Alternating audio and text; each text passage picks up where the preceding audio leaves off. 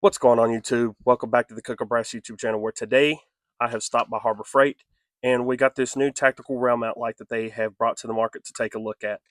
So now let's get into it. First off, if you're taking time out of your day to come and view this channel, come and view the content that we're creating here, I can't ever thank you enough. Go ahead and drop a like, comment, subscribe, hit that notification bell so that you can stay up to date with all the videos that are being dropped onto the channel. If there's anything that you would like to see brought to the channel content-wise, firearm-wise, or equipment-wise, just go ahead and let me know in the comment below or send me a message.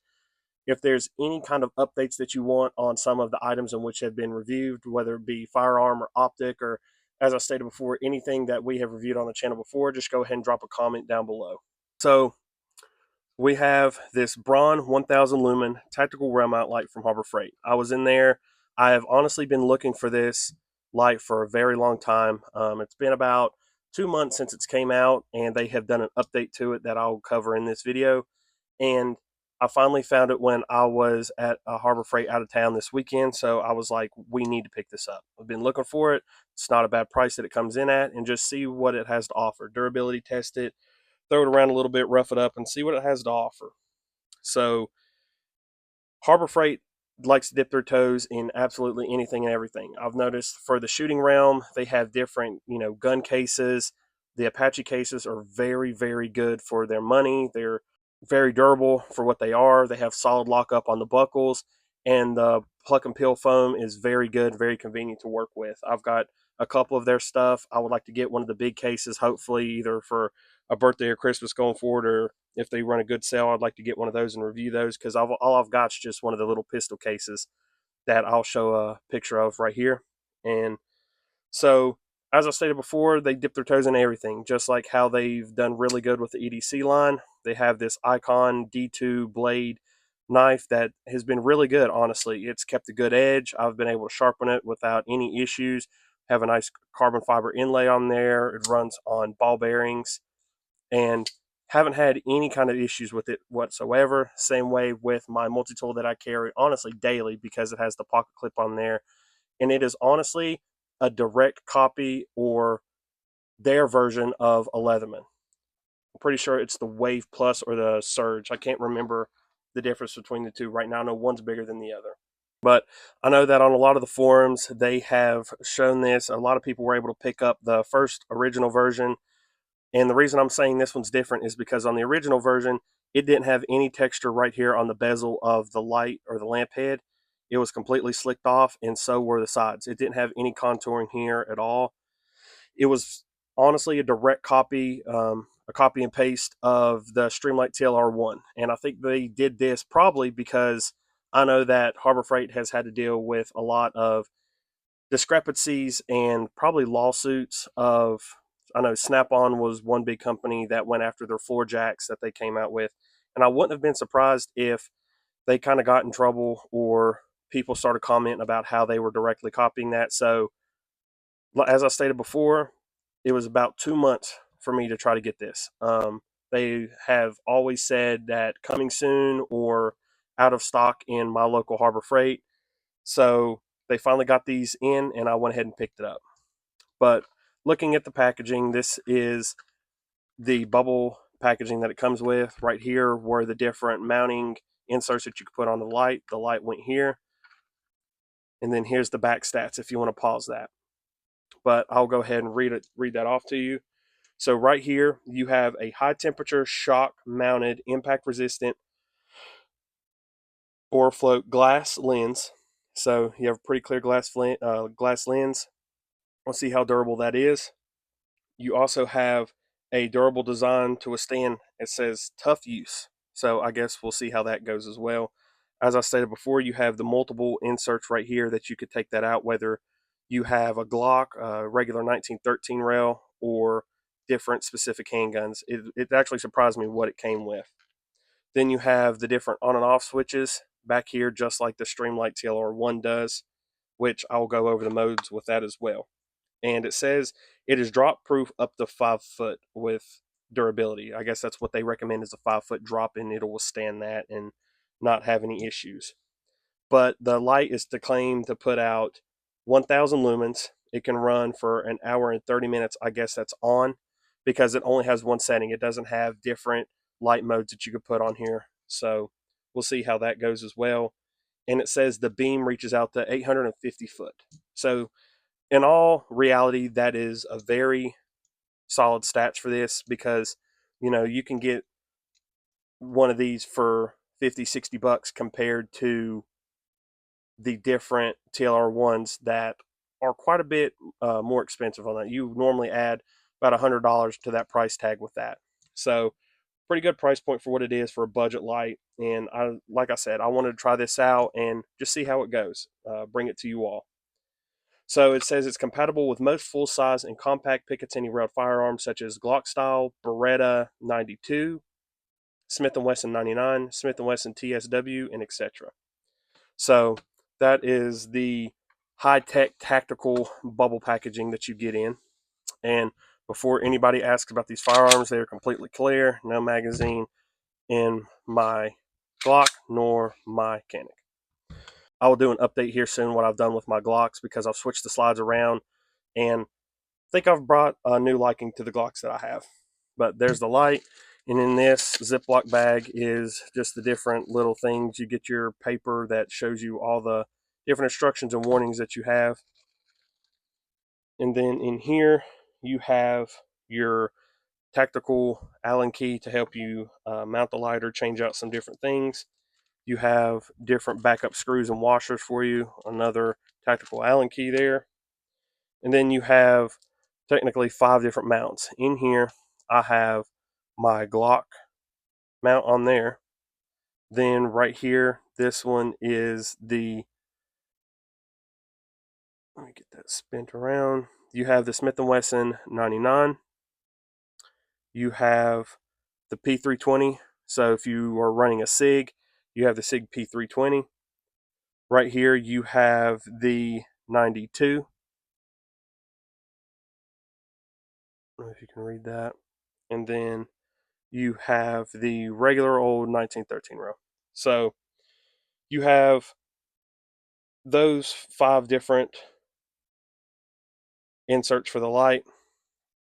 All you would do is you put that in there, loosen that up, and that would allow that to fall out, which I'm not really planning on changing it, because I think these will fit all that. I might need to put the 1913 for that, but the Glock one will work. So with the interface, as I said, or stated before, you have a little texture on the bezel now. You have these cuts in the side right there. Then with the interface, you have the momentary on, to where you just press that down. I can press that as hard as I want and it's not going to lock. So pretty good tension there. You have the constant on here, which it is a pretty substantial beam there. And then if you double click, you have the strobe. And then same way with this side, which is pretty cool. I like the interface on that. It's pretty quick to get used to once you play around with it a little bit and figure out what the interface is on it. So now to put them on to the firearm, I have this loose. You have the spring tension back and forth there, and we will go ahead and put it on my Glock.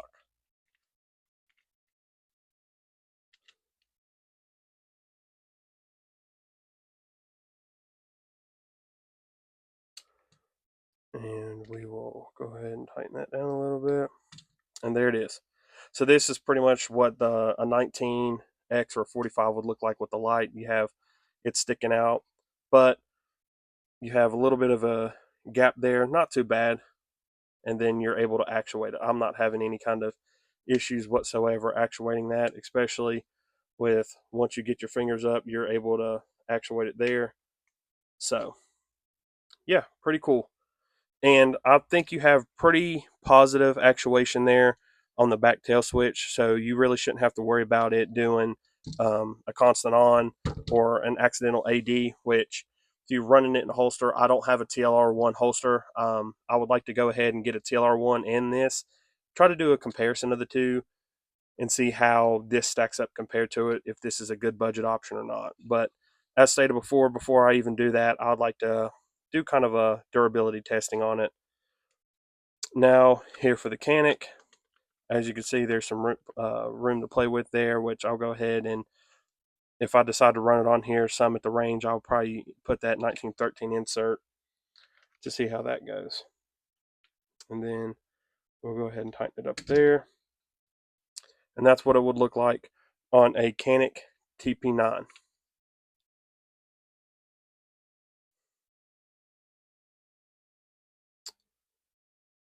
As you can see there, not really any issue. You have it sticking out quite a bit on the end, which I know that bothers some people, but it just never really bothered me. And you have pretty solid lockup. You don't have it really moving around, but like I said, it would have even more. You can hear that there, but that's because I don't have the 1913 selector on there. So yeah, that's what it would look like on the different handguns. This is my Glock 19. What I've done is I had this pretty much set up with this slide, and I knew that this was a Gen 3, that was a Gen 3. I wanted to, never really decided to switch the slides previously until I got a wild hair, and I was like, well, I really want a Glock 45 or I really want a 19X, but to put the money out for it in today's market, it's kind of, I don't want to say it's dumb, but I don't think it's really that smart considering you can get the new RXMs for, you know, 200 cheaper or 150 or 100 depending on what price you get it at. You can get the RXM optic cut with different interchangeable frames on there for cheaper than what you can an actual Glock. And so what I've done is I made my Glock 19 kind of into my Gucci build with the comp, the dagger slide, and it works really good. Very happy with this. Kind of helped me fall in love with that back again. And same way with this. I have the 19 slide on a full frame dagger, so it pretty much makes a 45 or a 19X depending on how you want to, look at it. I don't have the tactical FD like the 19X, so we'll just call it a 45. But this is my Olight PL Valkyrie Turbo. Really like these lights. As you know, I run these on a lot of my different lights or a lot of my different firearms. I like the interface on there a lot. But with a size comparison, that is what you are looking at here. This is a little shorter as far as the end goes, but pretty comparable in the size. Full size lights and different lumen specs on there. So as you can see, you have that, and then you have that, which this is kind of more of like a yellow light, and this has kind of got more of like a lighter natural blue tint to it. And this has more of a directed beam of a hot spot compared to this. So yeah, that's it compared to the Olight PL Valkyrie Turbo that I run on a lot of my firearms. And then going in here, you have your latch for your batteries. Pop that open, and you have two CR123A batteries, which I thought was pretty cool that they come with lithium. I guess that is either, well, it'd be Harbor Freight's brand of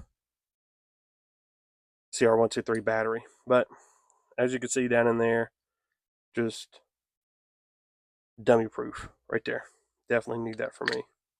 But you have that, you're able to put that back on and close it up. And pretty solid lockup back there on there.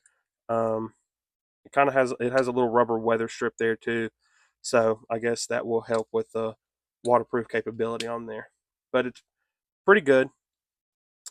Can't complain with this. I mean, for 50 or 60 bucks, you're pretty much putting that out for any other Amazon comparable light, TikTok shop light, whatever you decide to buy, dupe of, or wherever to get it. It's pretty comparable to that. In hand, it doesn't feel completely cheap. I like how this has some kind of heft to it and helps it feel a little bit more substantial to where you feel a little confident with it.